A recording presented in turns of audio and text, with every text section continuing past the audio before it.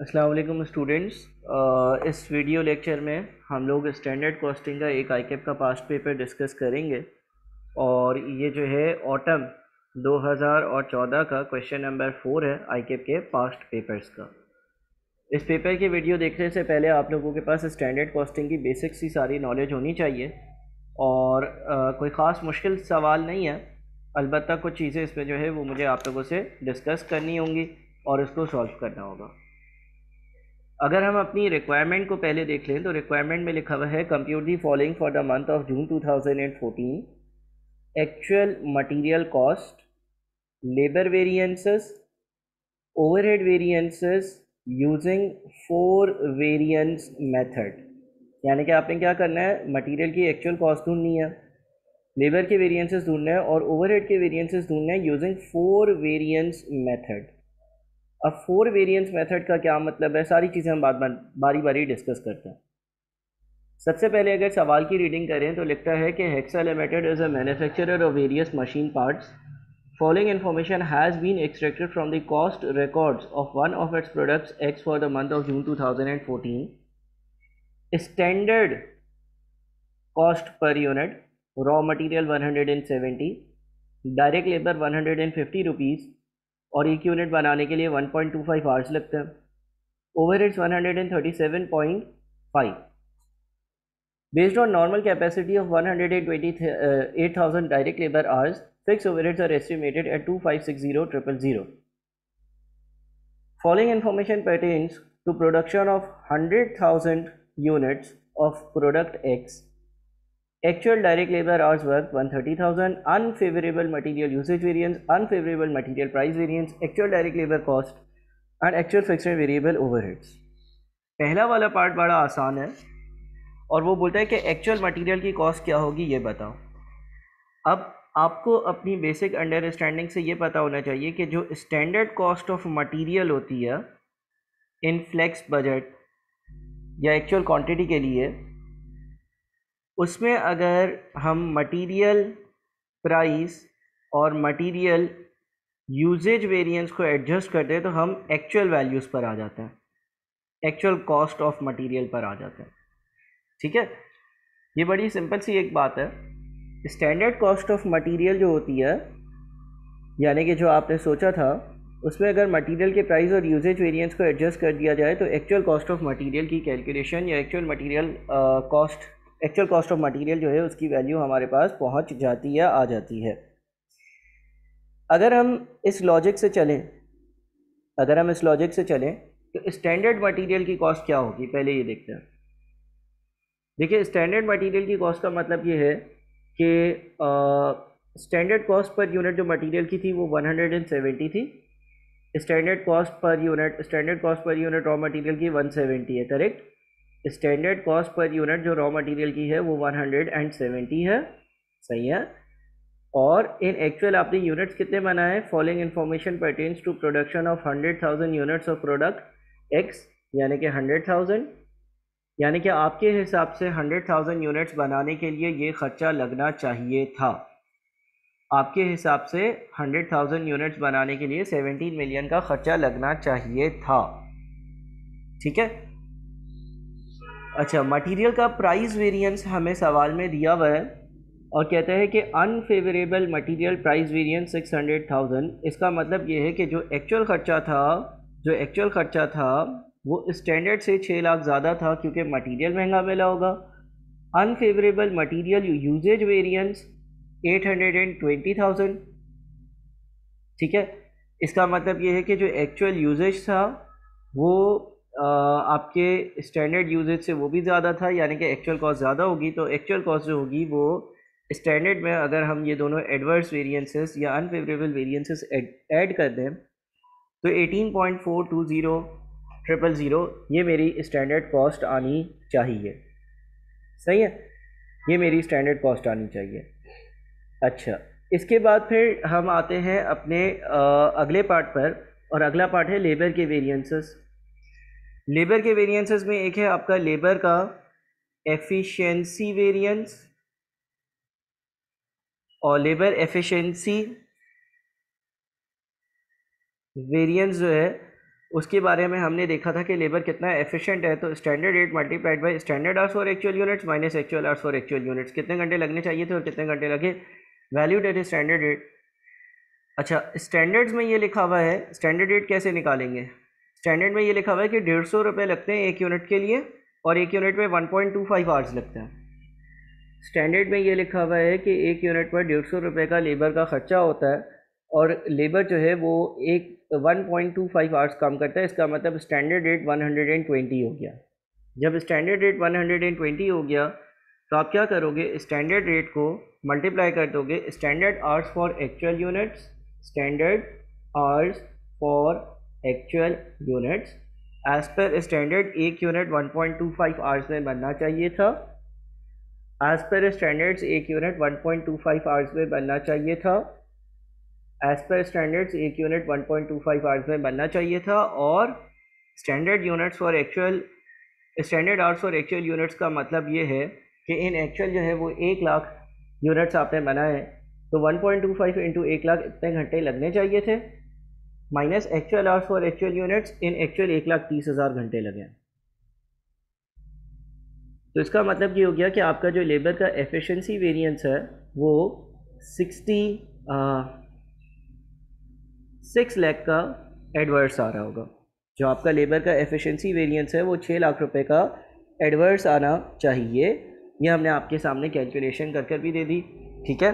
कितने घंटे लगने चाहिए थे और कितने घंटे लगे, मल्टीप्लाइड बाय स्टैंडर्ड रेट। 1,25,000 घंटे लगने चाहिए थे, 1,30,000 घंटे लगे, यानी कि 5,000 घंटे ज़्यादा लगे, मल्टीप्लाइड बाई 120। फिर लेबर का एक और होता था रेट वेरिएंस, वो होता था हमारा actual hours for actual units into bracket में standard rate minus actual rate. अच्छा जी, actual hours for actual units, इन एक्चुअली 1 लाख यूनिट्स बनाने के लिए 130,000 आवर्स कंज्यूम है, इन एक्चुअल 130,000 आवर्स कंज्यूम है, ठीक है। अच्छा, उसके बाद फिर लेबर को जो मैंने पेमेंट करी है ना, जो लेबर कॉस्ट है, जो लेबर की कॉस्ट है, जो लेबर की कॉस्ट है, वो लेबर की कॉस्ट जो है हमारे पास सवाल में दी हुई है 16250,000। तो इसका मतलब ये हो गया कि 16250,000 डिवाइडेड बाई 130,000, यानी कि आपने इन एक्चुअल 125 रुपये के हिसाब से पेमेंट करी है। लेबर की जो कॉस्ट है 16250,000 divided by actual hours for actual units is 130,000। तो इसका मतलब ये है कि हमारी जो पेमेंट हुई है ना वो 125 रुपये फ़ी घंटे के हिसाब से हमने इन एक्चुअल करी है। Actual hours for actual units, मैंने 1,30,000 घंटे काम करवाया, स्टैंडर्ड रेट मैंने सोचा था कि 1 घंटे के 120 रुपये देने पड़ेंगे, स्टैंडर्ड रेट यानी कि मैंने सोचा था कि एक यूनिट के 120 रुपये देने पड़ेंगे, माइनस एक्चुअल रेट, इन एक्चुअल 1 घंटे के 125 रुपये दिए हैं, माइनस एक्चुअल रेट यानी कि 1 घंटे के इन एक्चुअल 125 रुपये दिए हैं। तो actual hours for actual units multiplied by standard rate minus actual rate, हमारा आंसर आता है 6,50,000, 6,50,000 का एडवर्स, ठीक है। तो ये हमारा दूसरा पार्ट सॉल्व हुआ। अच्छा, तीसरे पार्ट में मसला है, तीसरे पार्ट में मसला ये है कि जनरली हमने ओवरहेड्स के बारे में ये पढ़ा है कि भाई एक वेरिएबल ओवरहेड्स का एफिशिएंसी वेरिएंस होता, ठीक है। फिर हमने पढ़ा है कि एक वेरिएबल ओवरहेड्स का एक्सपेंडिचर या रेट कह लो, ठीक है, एक्सपेंडिचर वेरिएंस होता। फिर हमने ये पढ़ा है कि जो फिक्स्ड ओवरहेड्स हैं, फिक्स्ड ओवरहेड्स हैं, अगर हम मार्जिनल कॉस्टिंग कर रहे हैं तो फिक्स्ड ओवरहेड्स का एक एक्सपेंडिचर वेरिएंस होगा, ठीक है। लेकिन अगर हम एब्जॉर्प्शन कॉस्टिंग कर रहे हैं तो फिक्स्ड ओवरहेड्स का एक्सपेंडिचर वेरिएंस होगा, फिक्स्ड ओवरहेड्स का वॉल्यूम वेरिएंस होगा। वॉल्यूम वेरिएंस के ही दो हिस्से होंगे, फिक्स्ड ओवरहेड्स का वॉल्यूम एफिशिएंसी वेरिएंस और फिक्स्ड ओवरहेड्स का वॉल्यूम कैपेसिटी वेरिएंस। जैसे कि हमने पिछले लेक्चर्स में डिस्कस करा हुआ है, आप इन तीन चार वेरिएंसेस जो है इससे आई होप के फेमिलियर हो। और आप जो है वो ये वेरिएंसेस कैलकुलेट कर चुके हो, ठीक है। मैं रिपीट करूँगा, वेरिएबल ओवरहेड्स के दो वेरिएंसेस और फिक्स्ड ओवरहेड्स का एक्सपेंडिचर और वॉल्यूम वेरिएंस। वॉल्यूम वेरिएंस के दो पार्ट्स, एफिशिएंसी और कैपेसिटी। ऐसा हम जो है वो करा करते थे। अब यहाँ पर पता है मसला क्या है? यहाँ पर मसला ये है कि सवाल ये बोलता है कि ओवरहेड के वेरिएंसेस कैलकुलेट करो using 4 variance method. Using 4 variance method का मतलब ये है कि ये जो आप 1, 2, 3, 4 और इस चौथे वाले के 1 और 2, यानी कि आप इफेक्टिवली 1, 2, 3, 4, 5, ये जो 5 चीज़ें कैलकुलेट करते हो, आप अपने वेरिएंसेस ऐसे कैलकुलेट करो कि ये 4 चीज़ों में पूरे हो जाएं। तो अगर आपके पास ऐसा सवाल आता है तो जनरली आप जो है वो अपना वेरिएबल ओवरहेड्स का एक्सपेंडिचर और फिक्स्ड ओवरहेड्स का एक्सपेंडिचर का जो वेरिएंस है वो आप एक इकट्ठा या एक साथ कैलकुलेट कर लेते हो। बहरहाल हम एक एक कर वेरिएंसेस को कैलकुलेट कर और देखते हैं कि हमारे इंडिविजुअली वेरिएंसेस क्या आएंगे, ठीक है। सबसे पहले हम एक काम करते हैं, फिक्स्ड ओवरहेड्स का वॉल्यूम कैपेसिटी वेरिएंस निकालते हैं। Fixed overheads volume capacity variance हमें ये बताता था कि हमारी जो कैपेसिटी थी, जितना हमने काम किया वो बजटेड आवर्स या स्टैंडर्ड आवर्स जो है उससे ज़्यादा एक्चुअल आवर्स काम किया या कम आवर्स काम किया। तो जब हम ये वाला वेरिएंस कैलकुलेट करा करते थे तो हम जो है वो एक्चुअल आवर्स को कंपेयर करते थे अपने नॉर्मल या बजटेड आवर्स से, और हम इसको OAR पर आवर से मल्टीप्लाई करते थे। यानी कि हम actual hours minus budgeted hours into OAR per hour, ये चीज़ करते थे, ठीक है। अच्छा, जो आपके एक्चुअल आवर्स हैं, जितने टाइम आपने काम किया है वो 1,30,000 है। जो आपके बजटेड आवर्स हैं वो 1,28,000 है। मैंने सवाल में येलो से मार्क भी किया हुआ है, 1,28,000 है। तो जब हम अपना फिक्स्ड ओवरहेड्स का वॉल्यूम का कैपेसिटी का वेरिएंस कैलकुलेट करेंगे, fixed overheads volume capacity variance calculate करेंगे, तो हम actual hours for actual units, यानी कि इतने घंटे काम किया, बजटेड आवर्स इतना घंटा सोचा था, यानी कि 2 घंटे ज़्यादा काम किया, multiplied by OAR per hour से इसको मल्टीप्लाई करेंगे। अब OAR कैसे आएगा? OAR यहाँ पर कैलकुलेट कर लेते हैं। बजटेड फिक्स प्रोडक्शन ओवरहेड्स है 2560000 डिवाइडेड बाय बजटेड आवर्स हैं 128,000। तो OAR 20 का आता है, लिहाजा ये वेरिएंस आपको 20 से मल्टीप्लाई कर या रहा है 40,000 का फेवरेबल। Y favourable? फेवरेबल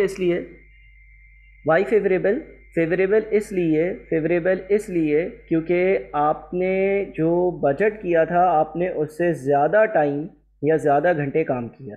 2,000 घंटे ज़्यादा काम किया, वैल्यूड एट 20, यानी कि 40,000। फिर हमारा आता है फिक्स ओवरहेड्स का वॉल्यूम एफिशिएंसी वेरिएंस। उसमें हम ये देखते थे कि आप कितने ज़्यादा एफिशिएंट हो, और जब हम एफिशिएंसी वेरिएंस कैलकुलेट करते थे तो हम देखते थे standard hours for actual units, यानी कि आपने जो एक्चुअली यूनिट बनाया एज पर स्टैंडर्ड्स उन पर कितना टाइम लगना चाहिए था, तो 1.25 इंटू 1 लाख, यानी कि 1,25,000 घंटे लगने चाहिए थे, माइनस एक्चुअल आवर्स। इन एक्चुअल 1,30,000 घंटे लगे, multiplied by OAR per hour. Standard hours for actual units, 1,00,000 units पर 1.25 के हिसाब से 1,25,000 घंटे लगने चाहिए थे, minus actual hours for actual units 1,30,000 घंटे लगे हैं, इसका मतलब 5,000 घंटे ज़्यादा लगे हैं, multiplied by OAR per hour. यह आता है आपका 1,00,000 रुपये का एडवर्स इसलिए आ रहा है क्योंकि जो टाइम इफेक्टिवली कंज्यूम हुआ है वो टाइम ज़्यादा कंज्यूम हुआ है। एडवर्स इसलिए आ रहा है क्योंकि जो टाइम इफेक्टिवली कंज्यूम हुआ है वो टाइम ज़्यादा कंज्यूम हुआ है, ठीक है। अच्छा जी, फिर वेरिएबल ओवरहेड्स के एफिशिएंसी वेरिएंस पर अगर हम आ जाएं तो पहले तो हमें वेरिएबल ओवरहेड्स के एफिशिएंसी वेरिएंस के लिए ये मालूम करना होगा कि स्टैंडर्ड ओवरहेड्स पर आवर कितना था। तो एज पर स्टैंडर्ड्स 137.5 के ओवरहेड्स थे, ठीक है। और ये जो 137.5 है इसमें वेरिएबल नहीं ओवरहेड्स लिखा हुआ है। तो अगर ओवरहेड्स लिखा हुआ है 137.5 तो इसमें फिक्स्ड और वेरिएबल दोनों शामिल होंगे। पहले तो इसको 1.25 से डिवाइड करते हैं क्योंकि ये एक सवा घंटे के हैं। पहले तो इसको 1.25 से डिवाइड करते हैं क्योंकि सवा घंटे के, तो एक घंटे का आपके पास 110 का अमाउंट आता है। 137.5 यानी कि overheads divided by 1.25, standard overheads को स्टैंडर्ड आवर से डिवाइड किया तो एक घंटे के 110 के ओवरहेड्स आते हैं। इस 110 रुपये में से 20 रुपये फिक्स भी होंगे, क्योंकि देखो यहाँ पर वेरिएबल ओवरहेड्स नहीं लिखा या फिक्स ओवरहेड्स नहीं लिखा, सिर्फ ओवरहेड्स लिखा है 137.50 सवा घंटे के, तो इसमें फिक्स और वेरिएबल 110 में दोनों शामिल है। इससे फिक्स यानी कि 20 रुपये हटाए तो वेरिएबल ओवरहेड्स हो गए 90। अब वेरिएबल ओवरहेड्स का एफिशिएंसी वेरिएंस कैसे आएगा? Standard hours for actual units 1 lakh units पर लगने कितने चाहिए थे? 1 लाख यूनिट पर 1,25,000 घंटे लगने चाहिए थे, लगे कितने? 1,30,000 घंटे मल्टीप्लाइड बाई स्टैंडर्ड रेट यानी कि 90।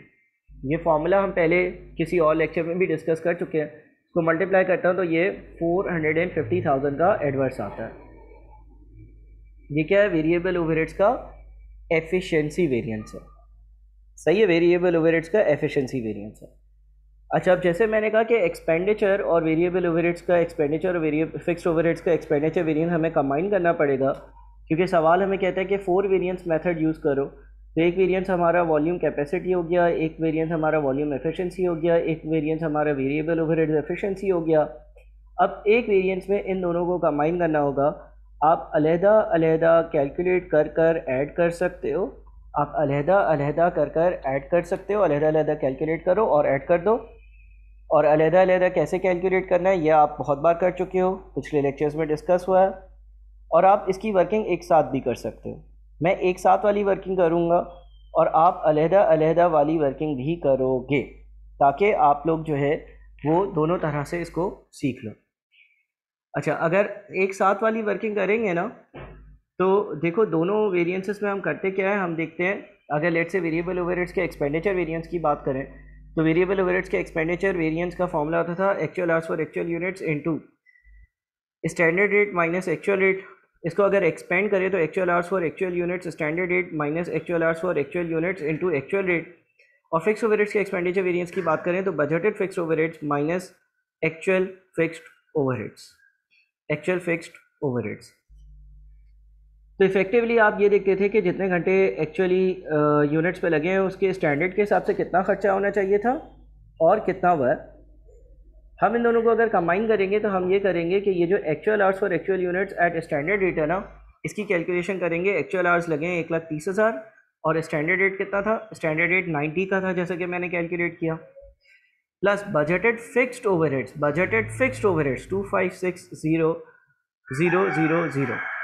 2560000 तो हमारे 14260,000 के ये हमारे स्टैंडर्ड खर्चे हैं। ये हमारे स्टैंडर्ड खर्चे हैं। इसमें बजटेड फिक्स ओवरहेड शामिल है और वेरिएबल ओवरहेड शामिल है actual hours for actual units at standard rate के हिसाब से। और जो एक्चुअल खर्चे वो सवाल में कितने दिए हुए हैं? जो actual fixed and variable overheads हैं वो सवाल में 155,000,000 दिए हुए। ठीक है, तो वेरिएंस कितना बनता है भाई? इतना होना चाहिए था, इतना है, यानी कि ये कोई आपका 1.24 मिलियन का एडवर्स बनता है। सही है। अच्छा, इंटरेस्टिंग सी बात यह है कि जो एक्चुअल इन्फॉर्मेशन दी है उसमें actual fixed and variable overheads का ब्रेकअप नहीं दिया हुआ। देयरफॉर आप इसको किसी और मेथड से नहीं कर सकते हो। आपने एक्चुअल खर्चों को सारे स्टैंडर्ड वैल्यूज से ही कंपेयर करना होगा। तो लास्ट पार्ट पे जो हमने वेरिएंसेस कैलकुलेट करने, एक तो ये है, दूसरा ये है, तीसरा ये है, ठीक है ना, ये जो हमने कैलकुलेट किया था, और चौथा वाला वेरिएंस ये वाला वेरिएंस है। उम्मीद करता हूँ कि आप लोगों को बात समझ में आई होगी। अच्छे से इस सवाल के लेक्चर को 1-2 बार देखकर और अपने रजिस्टर्स में कॉपी करें। बहुत मुश्किल सवाल नहीं है, बहरहाल कुछ नई बातें थी जो हमने डिस्कस करी, और बहुत शुक्रिया आप लोगों का। और आई होप कि आप लोग जो है वो जो लेक्चर्स आप लोगों को तैयार करवाने हैं, मतलब जो पास पेपर आपसे नहीं हो रहा, आप लोग मुझे बताओ व्हाट्सएप पर। अगर आप इनरोल्ड स्टूडेंट हो, मैं उसी वक्त उसको रिकॉर्ड करवा दूंगा। बहुत शुक्रिया।